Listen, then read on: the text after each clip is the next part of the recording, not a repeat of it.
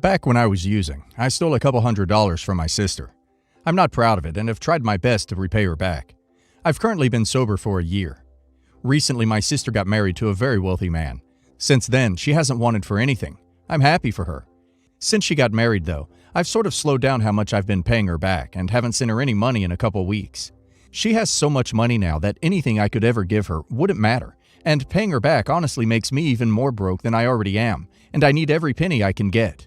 My sister was over at my house this week helping me just clean and get my stuff together. I've recently moved. At one point, while we took a break, she turns to me and asks when I'm going to get her the rest of the money I owe her. I kind of looked at her incredulously and said that she couldn't really expect me to pay her back when she now has so much money already. She got pissed at me and said that it was the money I owed her and that I need to pay her back. I told her she was being greedy and that she had enough money. She told me I was still acting like her junkie thief brother and left my place after that. She won't respond to my calls or texts asking her to meet with me and talk about it since then. I've worked so hard getting myself to the point I'm at, and I have so little money already, and she had so much, that I don't really know if I actually am the a-hole for not wanting to pay her back. Am I the a-hole? Yes, the a-hole. You don't magically not owe her money that you stole from her just because she's now more privileged than she was before. That is absolutely grade A junkie behavior, trying to weasel out of taking responsibility for your actions and avoiding making it right. Yes, the a-hole. You are sober now, but part of amends is apologizing for what you did while using and also owning it. It's only a few $100s more. You can get there. Keep paying her back little by little. It doesn't matter if you take a long time to pay her back, but if you don't pay her back small amounts on a regular schedule, then yes, you are still acting as selfish as your past junkie self. I'm sorry if that's harsh, but her having a rich husband has nothing to do with the fact that you stole from her. Yes, the a-hole. It's not about the money. It's the principle of the matter. You stole it, so regardless of how much money she now has, you paying her back is a way of atoning for what you did, and it will also help show her you're a different person now, or at least it would have. Background: split from ex and have 2 kids with her, both of primary school age. Due to a business windfall, we both live mortgage-free in our own homes. She works 3 days a week. The kids stay with me those 3 days. I work from home. We split the cost of the kids' stuff pretty evenly. Agree a joint budget for Christmas and birthdays, split the cost of uniforms, clothes, activities, etc. I also pay her an extra £500 a month on top of this towards the running costs of her house, as she can only work part-time and she is keeping a roof over my kids' heads. She has a long-term boyfriend who is a mutual friend. No issues with this, and he has nothing to do with our breakup. She has said to me that they're talking about moving in together. He has a tendency to being a bit of a freeloader, which we discussed and she is aware of. And I know she isn't the sort of woman to take any crap like that. So I said that if they went ahead, then I would stop paying her the £500 a month and just stick it in the kids' savings accounts. But if things didn't work out and she kicked him out, that I would start paying again. She was perfectly happy with this, as long as I carried on contributing towards the kids as I had. I'm pretty sure if she had an issue, she would have said so. She doesn't take crap and isn't shy about making her displeasure known. A few weeks go by and I hear nothing much about it. Then, I get a phone call from a friend who tears strips off me, saying that I'm trying to blackmail my ex into splitting up with her fella, that it's controlling and financially aggressive, and that I'm all the wankers under the sun. It turns out that he is saying that I'm threatening to cut my ex and the kids off if she moves him in. I speak to the ex, and she said that he went off the deep end when she was asking him about his contribution to living there, and that he said she didn't need any money from him if she was getting money from me. When she said that money was stopping and that what she did get was for the kids, he started having a strop about being expected to support another guy's kids. To my mind, we have joint custody, and I'm doing my fair share of supporting the kids. And that whilst it was only fair I support her while she can only work part-time, I don't feel an obligation to do so if she moved another partner in. Our friends are split on the subject as to whether I'm right or not. For what it's worth, the ex says that she doesn't expect money from me for her if someone else moves in. So am I the a-hole here? Update. Had a long convo with my ex about this afternoon. She is 100% okay with me stopping paying the extra if someone else moves in. She also said that she's reconsidering if letting him move in is the right move for her and the kids. Apparently, she's also put our other friend in their place for having a go at me based on half of the story, as her boyfriend had indeed gone and told them a pack of lies, basically. Also, thanks for all the comments about our co-parenting. It took us a long time to get to this point, but apparently being able to send me back to my own house makes spending time with me much easier for her. We didn't have a bad breakup. We just realized we were more like 2 friends raising kids together than a proper couple. Mr. Freeloader isn't paying for the kids. He is contributing to the expenses of the house he lives in. He's just angry because he wanted you to foot the bill for him. Sounds like your ex has found herself a real prize. Not the a-hole. It seems the only people who have a problem with this are people it really doesn't concern. It makes sense to me. If there's 2 wages going into the household, then they don't need the extra money. Not the a-hole. He sounds like a mooch. If he can't pull his own weight and just expects to live off you, basically, I question how much of an adult he is.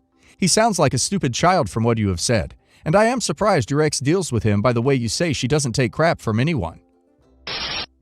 My sister, 27 female, has been with her fiancé, Dale, for 3 years. My family and myself, 28 male, absolutely cannot stand him. From day one, he was just this rude, obnoxious slob, and we don't have a clue what she sees in this guy. He's 30 and can't hold down a job for crap. Either he quits because he doesn't like it, or gets fired after many absences.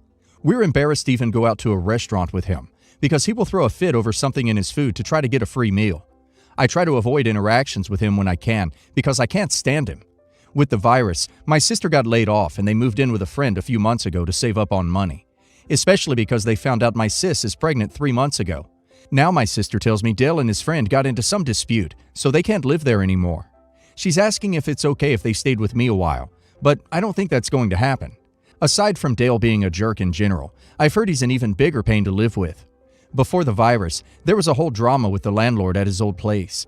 Dale stopped paying rent and then was refusing to leave, even after being given an eviction notice. No idea how it went down, but he managed to stay there longer until the landlord could go through the whole court process to get him out. My sister told me all about it because she was having fights with Dale trying to get him to just leave already. The last thing I want is to invite that possible headache into my home, knowing what a freeloader he is. Might even be harder right now if I decided I didn't want him in my house anymore, with some places still putting evictions on hold. I told my sister my concerns. She swears Dale won't do that, but she couldn't even convince him to move out of the last place he was staying at. Now, I get she's pregnant, and I told her I'd be more than happy to give her a place to stay, just not Dale.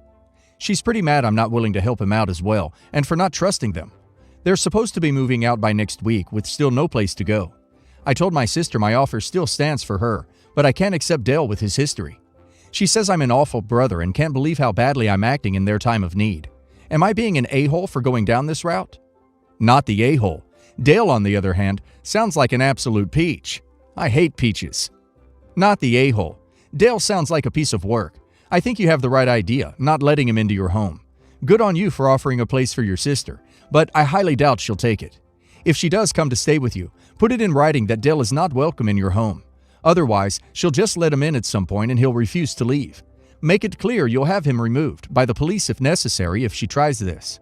You will experience nothing but frustration and aggression if you allow this guy in your home. Don't beat around the bush in regards to not liking or trusting him. Outright say he's clearly untrustworthy, lazy, and of poor character, and you will not be responsible for him in any way. Hello all. For the sake of the story, I'm changing names. There's me, 25 female. My fiancé, Scott, 27 male. His twin brother, David, 27 male. And David's wife, Tracy, 30 female. There's also my late fiancé, Thomas. Me and Scott got invited out to lunch by David and Tracy at the last minute yesterday. Conversation was normal for the most part, and we usually somewhat get along.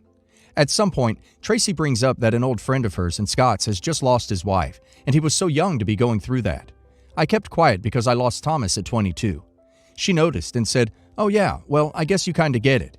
To which I said, "Yeah, it's very difficult to go through that kind of loss, and we didn't even have kids. Friend has 3, so I can't imagine how hard that must be for him." The conversation started going in a different direction, and I thought that was it until David tried to show me a meme on his phone, when a text from Tracy popped up, saying, "You're not a widow, oh my god." At which point, I just went silent again for a few seconds, then looked at Tracy and just said, "Really?"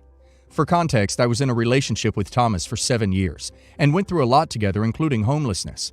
We were engaged and planning to get married after college. He died when his mental illness got the best of him, and it truly was the hardest time of my life. There is no word to define my standing with him when he died, so I often use widow because it's the closest label. But I didn't that day. I told Scott from day one that it's always going to be a part of me, but I loved him, and as long as there was communication and respect, we could make this work. She looked down at her phone and just said, "Sorry," to which I grabbed my bags and left. Here's where I may be the a-hole. On the way out, I said, "Tell that to the urn in my living room." And a few minutes later, I returned to pay my bill and then try to see if my fiancée was riding with me or them. I don't blame him for this. He was waiting on food in his bill. And she yelled across the restaurant, "Please, don't do this." And I said, "Tracy, you did this," and left. Later that night, Scott showed me messages from David that said me talking about Thomas at all invalidates my relationship with Scott, and that neither me or Tracy handled the situation well. Scott assures me that he wants me here, and that we're okay, even promising I never have to interact with his family again, but I don't know if I'm being fair to him. Am I the a-hole? I think I may have overreacted, but at the time I just couldn't think about staying. Not the a-hole? Wow, a-hole is too nice a word for Tracy. She got caught out being a nasty, gossipy jerk and deserved to be roundly called out. I'm so sorry for your loss, and I'm glad Scott is standing with you. Not the a-hole. You didn't go too far, and Scott seems to agree. The fact that he's not trying to force to continue to interact with people who invalidate your experiences, even though they are family, tells me he cares a lot about you. Sounds like he does care about you. Also, you didn't ask for that. He offered it. We choose the people we love, and it sounds like he's choosing you. I, female 28, have a complicated relationship with my mother-in-law. She currently owns the home my fiancé, non-binary 28, and I live in, and she also owns the company we both work at. Last weekend on Mother's Day, my fiancé and I had our batch party because it was the only weekend all of our friends were available. We apologized to my mother-in-law, who I will call T. She was understanding, and I invited her over for a belated Mother's Day dinner as a way to celebrate. So I host the dinner, I make the food, I give her wine. The conversation is mostly okay. She keeps trying to sprinkle in politics here and there, even though she knows how much I hate it. My partner and I are very far left, and she is very far right. We can never see eye to eye, and she always ends up getting nasty. But I manage to redirect the conversation to other topics, all throughout dinner, until my partner excuses themselves to go to the bathroom. Then, she looks at me and immediately brings up A. I explain calmly that I don't want to talk about politics, and she says this upsets her. I explained to T that I don't like discussing politics with her because we are very passionate about our views, and so is she, and we will never meet in the middle. She then goes off into this huge lecture about how that's the problem with America, etc. My partner comes downstairs from the bathroom as soon as she brings up A, and they start arguing. I excuse myself and go upstairs for 5 minutes to get away, hoping the situation will diffuse. It doesn't. So I go downstairs and I start doing dishes, loudly. They're still going at it, and it gets more heated. I raise my voice to interrupt them and I say, "I'm very upset. I just cooked this nice dinner for you for Mother's Day. I wanted us all to have a good night, and now this is happening. I specifically said I didn't want to talk politics." And T stands up, grabs her purse and says, "You're right, you did." And she leaves. I'm immediately distraught because I hate confrontation and feeling like I've done something wrong. Partner goes to follow her, and when they come back inside, they inform me that T said that she feels like I talk to her like she's a piece of crap. Partner explained that wasn't true, and that's just how I talk when I'm debating, and that I even do it with them. T then says I speak to my partner like they're a piece of crap.